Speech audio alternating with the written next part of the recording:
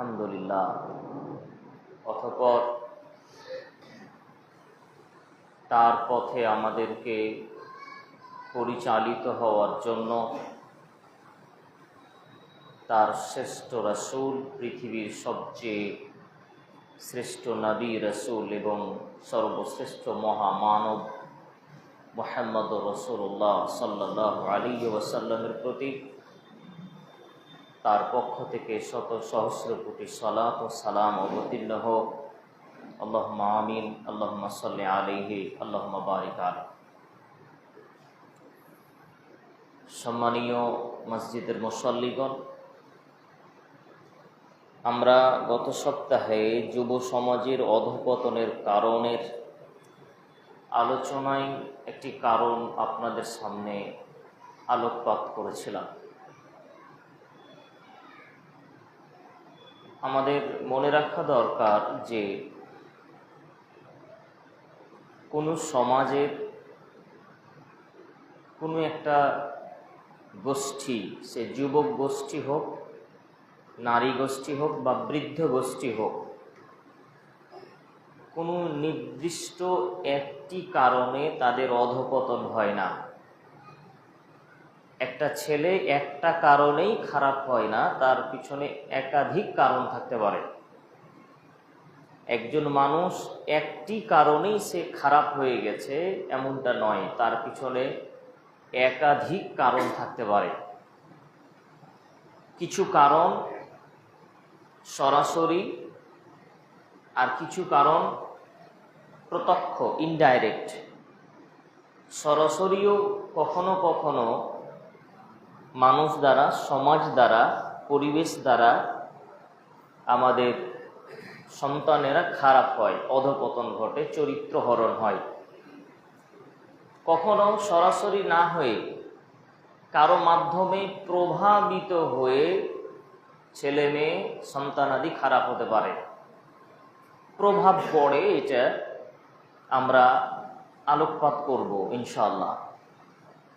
আমরা গত দিনে সন্তানাদি বা যুব সমাজকে, বিশেষ করে তরুণ তরুণী সমাজের ছেলেমেয়েরা যে দিনের দিন অধঃপতন হচ্ছে, খারাপ হচ্ছে, তার একটা বড় কারণ হিসাবে উল্লেখ করেছিলাম পিতামাতার ভূমিকা না থাকা।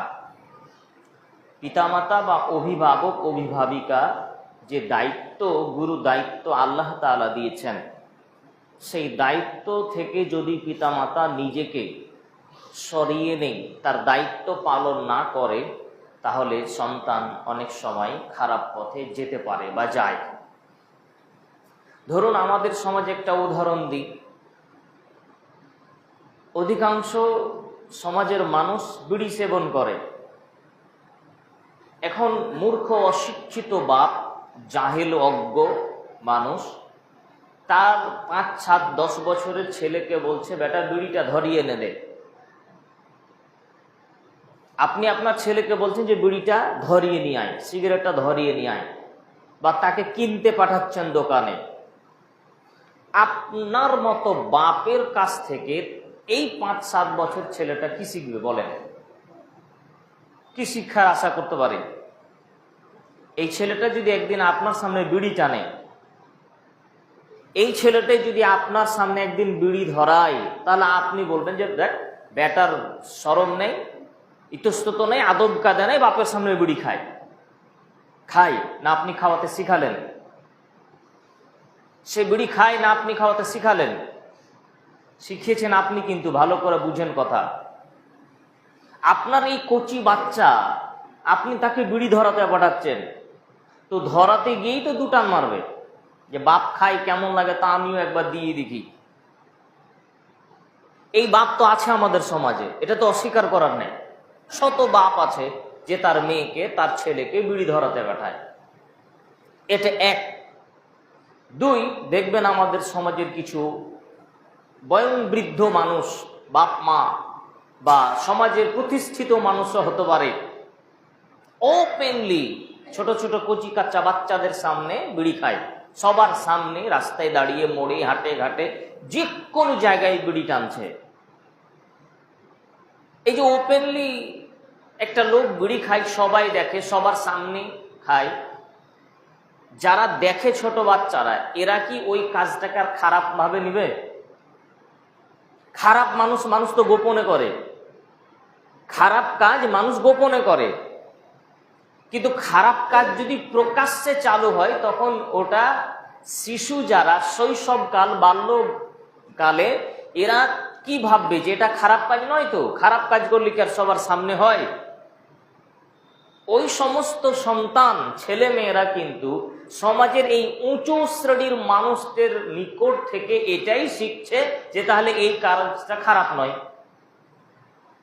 এটা একটা উদাহরণ দিলাম মাত্র, শুধু বিড়ি খাওয়ার ভিতরে এটা সীমাবদ্ধ নয়, বিড়ি খাওয়া বাদ দিয়েও আরো অন্যান্য যেসব মানুষ করে, সে গুল হোক, খয়নি হোক, আরো ইত্যাদি, মদ গাঁদা যাই হোক না কেন, সমস্ত ধরনের অপরাধগুলো যখন সমাজে আমভাবে চলে, প্রকাশ্য চলে, দিবালোকে চলে, দৃষ্টিগোচর হয়ে চলে, যেখানে নারী, পুরুষ, শিশু, বাল্য, যুবক, যুবতী সবাই ওপেন দেখতে পায়, তাহলে এই সমাজের ছেলেমেয়েরা খারাপ যে হচ্ছে এটার পিছনে ওই সব লোকেরা দায়ী যারা এটা করে।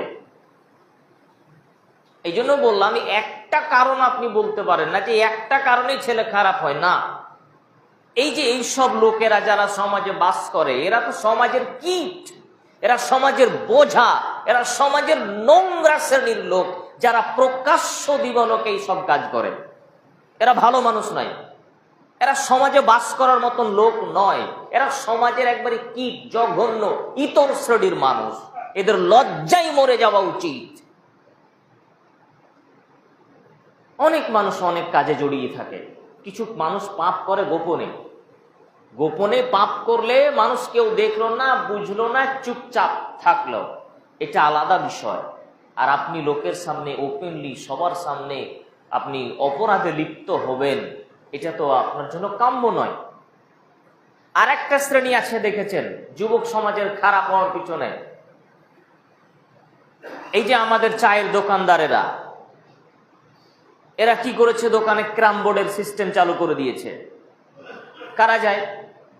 এই ক্রাম বোর্ড খেলতে গিয়ে যে সব ছেলেগুলো ওখানে জমা হয়, এদের মুখের ভাষা শুনেছেন, এদের আচরণ বিধি দেখেছে, যেখানেই দেখবেন 5 জন যুবক জমা হয় সেখানে কিছু না কিছু একটা আলোচনা চালু হয়ে যায়। এখন এইভাবে ক্রাম বোর্ড চালু করে দিয়ে আপনি আপনার ব্যবসা শুরু করলেন, সেখানে রাখলেন একটা টিভি, এলসিডি আর কিছু, যেখানে অশ্লীল গান বাদ্যযন্ত্র চলছে, আর আমাদের যুব সমাজ সেখানে ভিড় জমাচ্ছে। তাহলে এইভাবে সমাজের একটা শ্রেণীকে খারাপ করছেও এই দোকানদারেরা। হ্যাঁ, আপনি দায়ী, কিন্তু আপনি খারাপ করছেন অবশ্যই। এই যে যুবকদেরকে আপনি এইরকম ভাবে মত্ত হবার সুযোগ দিচ্ছেন গান শ্রবণ করার, এইভাবে ক্রাম বোর্ড খেলতে নামিয়ে দেওয়ার, এটা আপনি দায়ী। আপনি স্বীকার করুন আর না করুন, এটা আপনি দায়ী।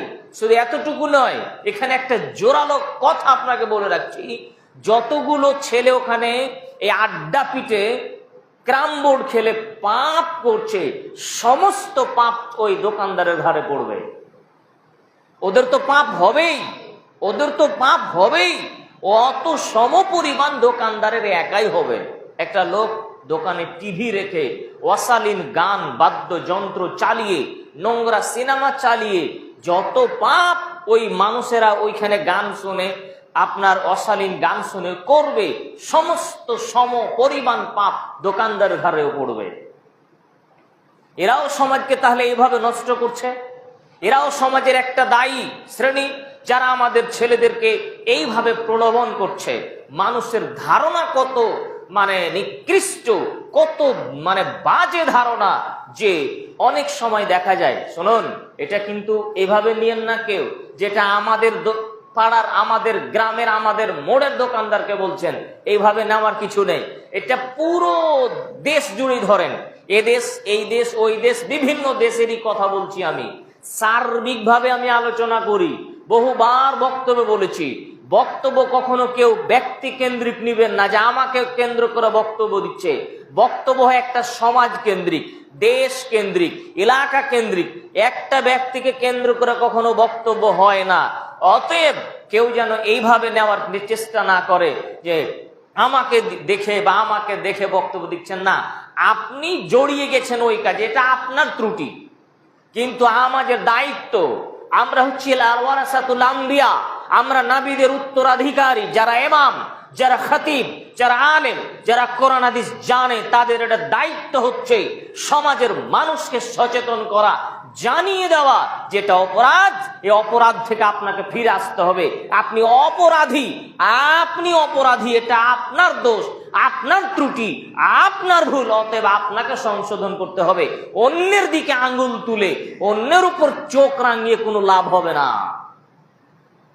সুতরাং কথাকে সোজাভাবে গ্রহণ করবেন আর সহজলভ্যভাবে পরিবর্তন করে তওবা করার চেষ্টা করবেন যে না, সত্যি ভুল হয়েছে, আর এ পাপ করা যাবে না, এভাবে নিবেন। সম্মানীয় উপস্থিতি, তাহলে সমাজের এই সব প্রবীণ মানুষগুলো, এই সব বৃদ্ধ মানুষগুলো, এই সব পিতাগুলো, এই সব অভিভাবকগুলো, এরাই তো সমাজে একরকম ভাবে তাহলে অপরাধকে প্রশ্রয় দিচ্ছে, আশ্রয় দিচ্ছে।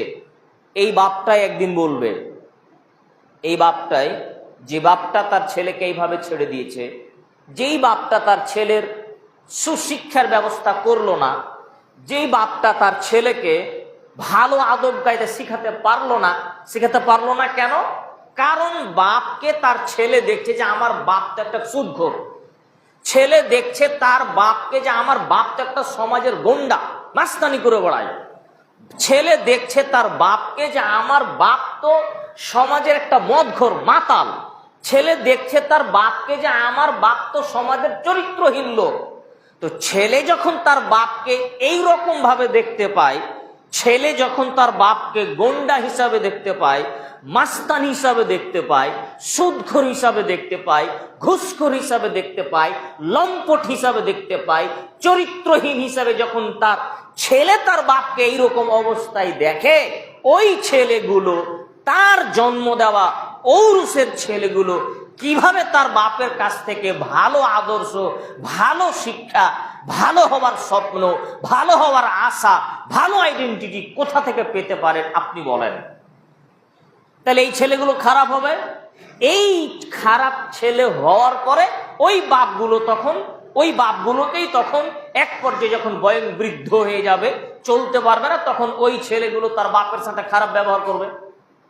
এই ছেলেগুলো বাপের সাথে খারাপ ব্যবহার করবে, আর ওই বাপগুলো তখন আমাদের এসে বলবে, মৌলভী সাহেব দেখেন, আমার ছেলে আমাকে খেতে দেয় না, আমার ছেলে আমাকে দেখতে পারে না, একটু মা বাপের ব্যাপারে ওয়াজ করেন।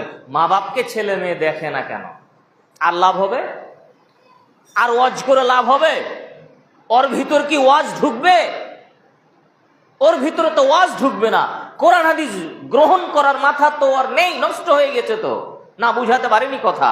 এই সব ছেলেগুলো যারা তাদের ফ্যামিলিগতভাবেই দুর্বল, ফ্যামিলিগতভাবেই সে খারাপের দিকে চলে গেছে, এদের ভিতরে কোরআন হাদিস গুলে খাইয়ে কি পরিবর্তনের আশা করতে পারেন? এই ছেলেগুলো এক পর্যায়ে তার বাপ মাকে দেখবে না, বাপ মায়ের সাথে খারাপ ব্যবহার করবে। তখন মৌলভী সাহেবকে বলে, সমাজের লোককে বলে আর কোনো লাভ হবে না, ছেলে তো খারাপ হয়েই গেছে। ছেলেকে ভালো হতে হলে, সব ভালো সন্তান তৈরি করতে হলে বাপ মাকে ভালো হওয়া লাগবে। ছেলে ভালো হতে তৈরি করতে হলে, সন্তানকে ভালো হিসাবে গঠন করতে হলে ভালো বাপ মা তৈরি করা লাগবে। গাছ ভালো হলে ফল অবশ্য ভালো পাওয়া যাবে, গাছ ভালো হলে ফল অবশ্য ভালো পাওয়া যাবে। সম্মানীয় উপস্থিতি, ব্যতিক্রম কিছু হতে পারে, সেটা ভিন্ন কথা। ব্যতিক্রম হিসাবে কিছু ভালো খারাপ, খারাপের ভিতরে ভালো, ভালোর ভিতরে খারাপ হয়ে যেতে পারে, এটা ব্যতিক্রম ভাবে ব্যতিক্রম কথা। দ্বিতীয় নম্বরে, আমাদের সন্তানাদি ছেলে মেয়ে, যুবক যুবতী খারাপ হওয়ার আরেকটা পয়েন্ট হচ্ছে, এই সব যুবকেরা, প্রায় যুবকেরা, এরা অপসংস্কৃতির অনুসরণ করে। অপসংস্কৃতি মানে বিজাতীয় কৃষ্টি কালচার, যেটা মুসলমানদের সংস্কৃতি নয়, মুসলমানদের কালচার নয়, মুসলমানদের আদব কায়দা নয়, তাদের জিনিসগুলো নিয়ে বেশি মাতামাতি করা। অমুসলিমদের কৃষ্টি কালচার গুলো নিজেদের ভিতরে ঢুকিয়ে নিচ্ছে তারা সবখানে, বাস্তব চরিত্রে, কথা, কর্ম, তার আদার্স কিছুতে অন্যান্য বিজাতীয় যে সমস্ত সংস্কৃতি আছে, কৃষ্টি কালচার আছে, সেগুলো আমাদের যুবকেরা নিজেদের ভিতরে অ্যাপ্লাই করেছে। তার ভিতরে আপনাকে দেখাই আরো কতগুলো জিনিস যেগুলো আমাদের ছেলেরা, আমাদের মেয়েরা জড়িয়ে পড়ছে। এক নম্বরে যেমন এখন মানে ছেলে মেয়ে খারাপ হওয়ার জন্য বেশি কিছু দরকার নেই, একটা অ্যান্ড্রয়েড মোবাইল হলেই চলে। ফোন, অ্যান্ড্রয়েড মোবাইল, এটা আমাদের যুব সমাজকে ধ্বংস করা একবারে বর্তমানে সবচেয়ে বড় হাতিয়ার। মোবাইলে কি না হয়, জুয়া থেকে শুরু করে জেনা পর্যন্ত, জুয়া থেকে শুরু করে জেনা পর্যন্ত এই মোবাইল এখন এই সব তরুণ তরুণী, এই 16, 17, 18 বছর এইরকম বয়সের ছেলে মেয়েদের, উঠতি বয়সের, যাদের একবারে যৌবন ফুটে উঠছে কেবলমাত্র, তাদের হাতে এই সব ফোন, অ্যান্ড্রয়েড মোবাইল হাতে দিয়ে দেওয়া মানে হচ্ছে একটা শিশুর হাতে একটা ধারালো ছুরি বা ধারালো ব্লেড দিয়ে দেওয়া, অস্ত্র নিয়ে খেলা করার মতো। জীবন যৌবনকে ধ্বংস করে দিচ্ছে। বাপ মায়ের উচিত হচ্ছে যে মোবাইল ব্যবহারে ছেলে মেয়েদের কন্ট্রোল রাখা, মোবাইল ব্যবহারে ছেলে মেয়েদের কন্ট্রোলে রাখা। আজকে আমাদের সমাজের সর্বদেশের সর্বত্রই ছড়িয়ে পড়েছে এই ভাইরাস। তরুণ তরুণীরা এইসব মোবাইল হাতে পেয়ে আরো অন্যান্য কাজে লিপ্ত হয়। অবৈধ সম্পর্ক, যেমন প্রেম করা, ছেলে মেয়ে একে অপরের সাথে নোংরামি নষ্টামি করা। শুধু এতটুকুই নয়, আরে বিয়েদারি ছেলে মেয়েরাও এই মোবাইলের মানে এই ফাঁদে পড়ে গিয়ে পরকীয়াতে লিপ্ত হচ্ছে। স্বামী নাই বাড়িতে, তাতে কি, এখন মোবাইলের হোয়াটসঅ্যাপে মেসেজ করলেই হয়। তাহলে জর্জরিত হয়ে যাচ্ছে সমাজ। এগুলো থেকে উত্তরণটা কোথায়, কি করে বাঁচা যেতে পারে? তাহলে কি ছেলে মেয়েদের মোবাইলটা বন্ধ করে দিব? আমি তা বলিনি, এখনো বলছি না। তাদের মোবাইল ব্যবহার করার একটা সময় আছে, সুযোগ আছে। তাদের মোবাইল ইউজ করার একটা নির্দিষ্ট বয়সের প্রান্তে গিয়ে আপনি ব্যবহার করতে দেন। যত্রে তত্রে উঠতি বয়সের ছেলে মেয়েদেরকে দিয়ে দিবেন না। আরেকটা ভুল করে মা বাপ যদি অশিক্ষিত হয়, অজ্ঞ হয়, তাহলে যা হওয়ার তাই হয়। যে একবারে ছোট বাচ্চা, কচি বাচ্চা, কথাও বলতে হয়তো শিখিনি, একটু আধটু আব্বা আম্মা হয়তো বলতে শিখেছে, বাচ্চা যখন কান্না করছে মা তখন বড় মোবাইল চালিয়ে দিয়ে দিচ্ছে। লাও, বাচ্চাকে কান্না বন্ধ করার জন্য, বাচ্চার কান্না বন্ধ করার জন্য এখন মোবাইলের গান, বাচ্চাকে শান্ত করার জন্য এই ভীমের সিনেমা আর নানা রকম কার্টুনের ভিডিও দিয়ে দেওয়া হচ্ছে বাচ্চাদেরকে। এতে করে কি হচ্ছে, একটা বাচ্চা ছোট থেকেই মোবাইলের প্রতি আসক্তি তৈরি হচ্ছে। এই আসক্তটা নেশার মতো কাজ করে, নেশার মতো। আমাকে জৈন একজন মা বলছিলেন যে তার মেয়ে নাকি টিভিতে কার্টুন না দেখলে খেতে বসবে না। আগে কার্টুন চালাও, তারপরে খেতে বসবে না, খাবেই না, হরগিজ খাবে না। নেশার মতো বানিয়ে দিয়েছে তার মায়ে। যখন খেতে দেয় টিভিতে কার্টুন চালিয়ে দেয়, কার্টুন দেখে, আর বাচ্চা তখন খায়। কার্টুন না চালালে খাবে না। এই যে ক্যান্সার, এটা কি এক বাড়ির ক্যান্সার? এটা তো বাড়ি বাড়ি, এটা তো মায়েদের স্বভাব হয়ে গেছে, এটা তো বাপেদের স্বভাব হয়ে গেছে। বাচ্চা কাঁদলে তাকে মোবাইলে গান চালিয়ে দাও, বাচ্চা কাঁদলে কার্টুন চালিয়ে দাও, আর কিছু চালিয়ে দাও। তাহলে শুরু থেকে কে খারাপ করছে ওই ছেলে মেয়েটাকে? কে নষ্ট করছে তার ঈমান আমানতকে? তার বাপ মাই খারাপ করে দিচ্ছে এইভাবে। সম্মানীয় উপস্থিতি, সুতরাং আমরা বলতে পারি না কথা যে একরকম ভাবে ছেলে মেয়ে খারাপ হচ্ছে, সর্বদিক থেকে খারাপ হচ্ছে। বলছিলাম আমাদের যুবকেরা, হে উপস্থিত মসজিদের মুসল্লি যুবক বৃন্দ, তরুণ তরুণী যারা বাইরে শুনছেন, সকলকে জোরালো ভাবে বলতে যাচ্ছি, শুনে রাখুন। নবী করিম সাল্লাল্লাহু আলাইহি ওয়াসাল্লামের দ্ব্যর্থহীন একটা ভাষা যা কিয়ামত পর্যন্ত বলবৎ থাকবে। তিনি একটা কড়া শব্দে এইভাবে বক্তব্য পেশ করে বলেছেন, মান তাশাব্বাহা বিকাউমিন ফাহুয়া মিনহুম। যারা যে জাতির অনুসরণ করে তারা তাদের দলভুক্ত, যারা যে জাতির অনুসরণ করে তারা তাদের দলভুক্ত। আপনি যদি বিজাতীয় কোনো খ্রিস্টানদের, ইহুদিদের বা অমুসলিমদের কোনো প্রথার অনুসরণ করেন, তাহলে আপনি তাদের দলের লোক, কিয়ামতে আপনাকে তাদের সাথে থাকতে হবে। যদি আপনি এমন কোন প্রথা মানেন, এমন কোন কাজ করেন যেটা আপনার সংস্কৃতি নয়, ইসলামের সংস্কৃতি নয়, মুসলমানের সংস্কৃতি নয়, বিজাতীয়দের তৈরি, অমুসলিমদের তৈরি করা এমন কিছু জিনিস নিয়ে মাতামাতি করেছেন, তার সাথে থেকেছেন, তার সাথে উঠা বসা করেন, তাহলে কিয়ামতে আপনি তার সাথেই থাকবেন। আজকে এই ক্যান্সার রোগ থেকে বাঁচা তো বড় দায়, বড় দায়। আমি কোনো যন্ত্রের কথা বলছি না, আমি আখলাকের কথা বলছি, প্রথার কথা বলছি। আজকে যুবকেরা মোবাইলে সে যে গেমস, ফ্রি ফায়ার, পাবজি এইসব নিয়ে ব্যস্ত হয়ে আছে। রাত 2টা, 3টা, 4টা পর্যন্ত এইভাবে ব্যস্ত হয়ে আছে মোবাইলের গেমসে। বাপমা কি জানে না? বলেন কি বাপমা জানে না যে তার ছেলে এত রাত পর্যন্ত গেমস খেলে? বাপ সবই জানে, মাও জানে, কিন্তু বাধা দেওয়ার আর পরিস্থিতি থাকে না যখন ওই পর্যায়ে পৌঁছে যায়। ছেলে কথা শুনে না, এখন অত বড় নাও জোয়ান ছেলেকে কি মারতে পারে? মারারও ক্ষমতা নেই ওই বয়সে। কেমনে তাকে কন্ট্রোল করবে? অথচ প্রতিনিয়ত এইভাবে সে রাতের পর রাত এইভাবে গেমস খেলছে, নিজের জীবন যৌবনকে শেষ করছে। শুনুন, গুরুত্বপূর্ণ এখানে একটা কথা বলে রাখছি, যেসব যুবকেরা এগুলো খেলাধুলা করছে তাদের উদ্দেশ্যে নবী করিম সাল্লাল্লাহু আলাইহি সাল্লাম ১৫০০ বছর আগে একটা ভাষণ পেশ করেছেন। তিনি বলছেন, যারা এমন কিছু খেলে যেই খেলাতে কোনো শরীর চর্চা হয় না, শুধু অযথা টাইম পাস হয়, এই ধরনের খেলা, যত দুনিয়াতে এমন খেলা হবে যেই খেলাগুলোতে শরীরের কোনো উপকার নেই, শুধু টাইম পাস, তাস, carrom board, ludo, PUBG, free fire, এই ধরনের দাবা, পাশা, গুঠি খেলা ইত্যাদি ইত্যাদি, যেগুলো শুধু টাইম পাস করা হয়, সময় নষ্ট করা হয় যেগুলোতে, এই ধরনের যত খেলা কেউ খেলবে, নবী করিম সাল্লাল্লাহু আলাইহি সাল্লাম বলছেন, ফা ইয়াদখালা ইয়াদাহু ফি লাহমি খিনজির ওয়া দামি খিনজির, সে যেন তার 2 হাতকে শুকুরের রক্ত মাংসের ভিতর হাত ঢুকিয়ে দিয়ে নাড়াচাড়া করলো। নাউযু বিল্লাহি মিন যালিক। কেউ যদি এমন খেলা খেলে যেই খেলায় শরীর চর্চা নেই, অযথা ওয়াহিতুক শুধু সময় পার করে, তাহলে সে যেন তার 2 হাতকে শুকুরের শোরের রক্ত মাংসের ভিতরে ঢুকিয়ে দিয়ে নাড়াচাড়া করলো।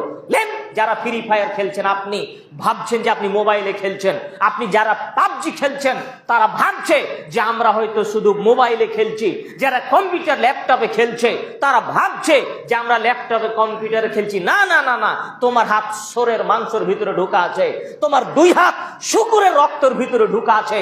তুমি কত ঘৃণিত, তুমি কত বেহায়া, তুমি কত নির্লজ্জ, তুমি কত ঘৃণিত, তুমি কত অপদার্থ, তুমি নিজেও জানো না। যদি তোমার লজ্জা থাকে, হায়া থাকে, শরম থাকে, আমার এই কথা শোনার পর আজকের পর তওবা করে নিবা, আর মোবাইলে গেমস খেলবা না, আর ফ্রি ফায়ার খেলবা না, আর পাবজি খেলবা না, তওবা করে ফিরে আসো, তাহলে তোমার কল্যাণ আছে, না হলে তোমার সব বেকার। সম্মানীয় উপস্থিতি, যুব সমাজের ধ্বংসের মূলে আরেকটা কারণ হচ্ছে অবৈধ সম্পর্ক। এটা আরেকটা কারণ, অবৈধ সম্পর্ক।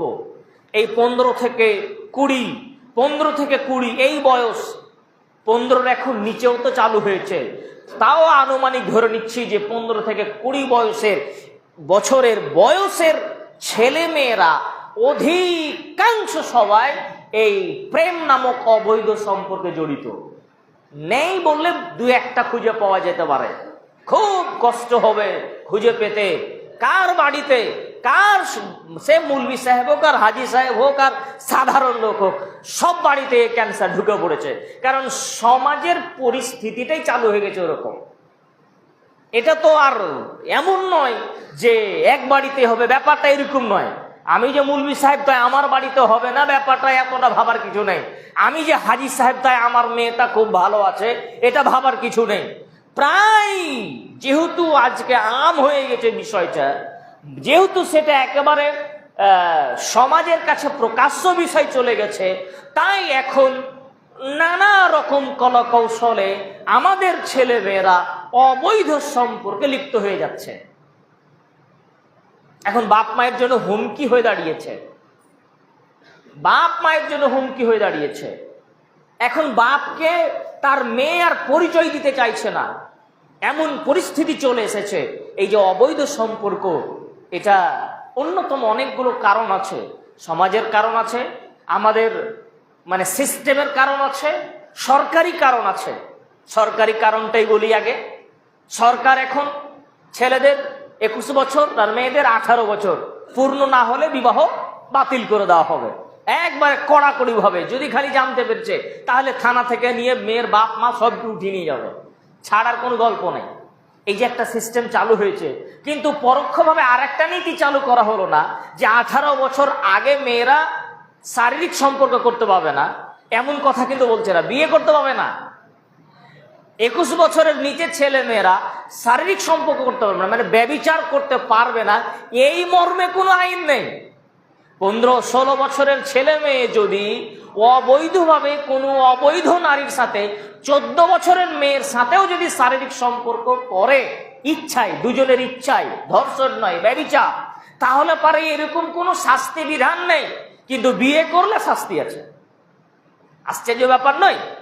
কেউ যদি একজন না মহিলা যদি 17 বছরে 16 বছরে কোনো পরপুরুষের সাথে অবৈধ সম্পর্ক লিপ্ত করে শারীরিক সম্পর্ক করার কি শাস্তি? সংবিধানে কি শাস্তি? কোনো শাস্তি নেই, কোনো শাস্তি নেই। একজন ছেলে সে যদি 21 বছর আগে, 20 বছরে, 19 বছরে, 18 বছরের ছেলে সে যদি কোনো বড় নারীর সাথে সম্পর্ক করে কিংবা পতিতালয়ে গিয়ে সম্পর্ক করে, তার কি শাস্তি? কোনো শাস্তি নেই। তাহলে এটাকে একদিক থেকে অবৈধ সম্পর্কে বাড়িয়ে দেওয়া হচ্ছে যে তোমরা ব্যভিচারের পথটাকে বাড়িয়ে দাও, অপরদিকে বৈধ পন্থায় বিবাহের মাধ্যমে ছেলে মেয়ে যেটা হালাল সম্পর্ক করতো সেটাকে বন্ধ করে দেওয়া হচ্ছে। হ্যাঁ, 21 বছর আগে ছেলে বিয়ে করতে পারবে না, 18 বছর আগে একটা মেয়ে বিয়ে করতে পারবে না, কিন্তু ব্যভিচার করতে পারে। নাউযুবিল্লাহি মিন যালিক। আর বাপ মায়েরও ত্রুটি আছে আমাদের। আমরা অনেক সময় যথোপযুক্ত সময়ে বিবাহ দেওয়ার চেষ্টা করি না। হ্যাঁ, ছেলে মেয়ের যথোপযুক্ত যদি বিবাহের শাদীর ব্যবস্থার মাধ্যম হয়ে যায় আর ইত্যাদি, তাহলে তার বিবাহ দিয়ে দেওয়া উচিত। সম্মানীয় উপস্থিতি, এই অবৈধ সম্পর্ক আমাদের ছেলেদেরকে নষ্ট করে দিচ্ছে। দেখেন না, একটা অবৈধ সম্পর্কে কতগুলো নষ্ট হয়। হে তরুণ, হে যুবক, হে যুবতী, যারা অবৈধ সম্পর্কে লিপ্ত আছো, শোনো, প্রথমত তুমি এটা মহা পাপ করছো। 1 নম্বরে, কেউ যদি একটা অবৈধ সম্পর্কে লিপ্ত হয় তাহলে সে মহা পাপ করলো, 1। দ্বিতীয় নম্বরে, সে এই পাপের পাশাপাশি কি করছে? তার নিজের সময় নষ্ট করছে। একটা প্রেমিকা একটা প্রেমিকাকে দুজনকে সময় দিয়ে তার অপচয় সময় নষ্ট করছে। 3 নম্বরে, সে তার মন মেজাজকে নষ্ট করে ফেলছে, তার বুদ্ধিমত্তা ঠিক থাকে না। প্রেমিক প্রেমিকাকে মান্যতা না দিলে, তার কথাকে না শুনলে একজন আর একজনের সাথে নানা রকম কথা কাটাকাটি, ঝগড়া আর কত কি হয়ে থাকে। 4 নম্বরে, দেখবেন যে যারা সাধারণত এইসব অবৈধ সম্পর্কে লিপ্ত হয় এদের পড়াশোনা টিকে না, এরা পড়াশোনা টিকাতে পারবে না। কেন? তার পড়ার প্রতি যে আকর্ষণ সেটা নষ্ট হয়ে যায়। একজন ছেলে তখন সেই মেয়ের প্রতি আকর্ষণ থাকে, মেয়েটার তখন ছেলের প্রতি আকর্ষণ থাকে, ওই আকর্ষণেই সে ব্যস্ত থাকে, পড়াশোনা তার মাথায় আর ঢুকে না। এক পর্যায়ে তার অর্থও যায়। ছেলেরা তো খুব বোকা, মনে করে খুব চালাক, কিন্তু এত বোকা যে তুমি যেই মেয়েটার পিছনে মানে ঘুরছো তার পিছনে তুমি কত টাকা খরচ করেছো, তার মোবাইলে ব্যালেন্স মারা থেকে শুরু করে, তাকে ফুচকা খাওয়ানো থেকে শুরু করে, পার্কে নিয়ে যাওয়া থেকে শুরু করে সব ব্যবস্থা তুমি বিয়ের আগে করেছো, আর বিয়ের বেলায় অন্যজনের সাথে বিয়ে হলো। তুমি কত বোকা। এবার কি হচ্ছে? একটা ছেলের পড়াশোনা গেল, টাকা গেল, সময় গেল, সবই তো গেল। তারপরেও এক শ্রেণীর এই বোকা ছাত্ররা বুঝে না, এইসব জ্ঞানহীন এইসব তরুণেরা বুঝে না, এরকম নারীরাও বুঝে না। সম্মানীয় উপস্থিতি, আবার এখানে মারাত্মক একটা বিষয় ঢুকেছে যে এক একটা ছেলে এক একটা মেয়ে আমার একজনের সাথে প্রেম করে, এইরকম খুব কম। যারা প্রেমের রোগে পড়ে তারা একাধিক মেয়েকে দেখলেই লালায়িত হয়। যেসব নারীরা এরকম করে, যেসব পুরুষেরা এমন করে, তারা একাধিক নারী একাধিক পুরুষের প্রতি আসক্ত থাকে। এটা আরো জঘন্য, কত পশুত্বের মানে নিচে নেমে গিয়েছে। সচেতন হওয়া লাগবে আমাদের সমাজকে, আমাদের সমাজকে সচেতন হওয়া লাগবে। আজকাল যেসব মেয়েরা স্কুল কলেজে পড়ে, আমি সবার কথা বলছি না, তবে অধিকাংশ ধরনের যেসব ছেলেমেয়েরা স্কুল কলেজে পড়ছে তাদের অধিকাংশের মাথা ঠিক নেই। এরা প্রেম ছাড়া থাকতে পারে না, অবৈধ সম্পর্ক ছাড়া থাকতে পারে না। এদের চরিত্র নষ্ট হয়ে গিয়েছে অধিকাংশ ক্ষেত্রে। দেখেন না, আপনার মেয়েটা যখন স্কুলে যায় তখন মাথায় কাপড় দিয়ে যায় না, আপনারই মেয়েটা যখন স্কুল কলেজে যেতে চায় তখন ওড়না নিতে চায় না। সে এত রূপসী সুন্দরী সাজগোজ করে যেতে চায় যে মনে হচ্ছে না যে সে আসলে জ্ঞান অর্জন করতে যাচ্ছে। এত সাজুগুজু, এত মেকআপ করে সে টিউশনে যাচ্ছে, স্কুলে যাচ্ছে, প্রাইভেটে যাচ্ছে। কেন? ও কি বাসর ঘরে যাচ্ছে স্বামীর কাছে যে এত সাজগুজু করা লাগছে তাকে? ও তো স্বামীর কাছে যায় না, ও তো মাস্টারের কাছে যাচ্ছে না, ও তো বিদ্যা অর্জন করতে যাচ্ছে। তাহলে এইভাবে কেন, এত নোংরামি ভাবে কেন, এত অসভ্য ভাবে কেন, এত উলঙ্গ পোশাক পরে কেন? শালীন ভাবে যাওয়া যায় না? সভ্যভাবে যাওয়া যায় না? কেন তার চোখ এদিক সেদিক ঘুরে? আপনারাও রাস্তাঘাটে ছেলে মেয়েদের কীর্তিকলাপ দেখেছেন। আমি যে বলছি তার মানে এই নয় যে আমি বিষয়গুলো জানেন। আপনারা যখন রাস্তায় বের হবেন দেখবেন যে আপনাদের ছেলে মেয়ে, আমাদের ছেলে মেয়ে, আমাদের সমাজের ছেলে মেয়েগুলোর আচরণ কি করে রাস্তায় দেখতে পান, আপনারাও দেখতে পান, সবাই দেখে যে কত এরা নোংরামি করে রাস্তায় ওপেনলি। এই যে হচ্ছে, এগুলো কিন্তু ছেলে মেয়েদের ইমান আমল এগুলো ধীরে ধীরে নষ্ট হচ্ছে। সাবধানতা অবলম্বন করা উচিত। প্রিয় দিনী ভাই, আমরা আপনাদের কাছে যে কারণগুলো পেশ করলাম এগুলো থেকে আমাদেরকে রক্ষা করতে হবে। অবশেষে সর্বোপরি সমস্ত স্তরের মানুষকে আমরা বলবো যে কারো একার পক্ষে কোনো একজন ব্যক্তি আমি বক্তব্য দিয়েই সমাজের এই সব পাপ বন্ধ করতে পারবো না।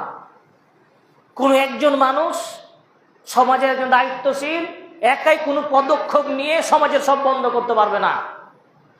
একাই কোনো মানুষের দ্বারা সামগ্রিকভাবে সব কাজ বন্ধ করা সম্ভব নয়। এটা হচ্ছে, আরো বাড়বে।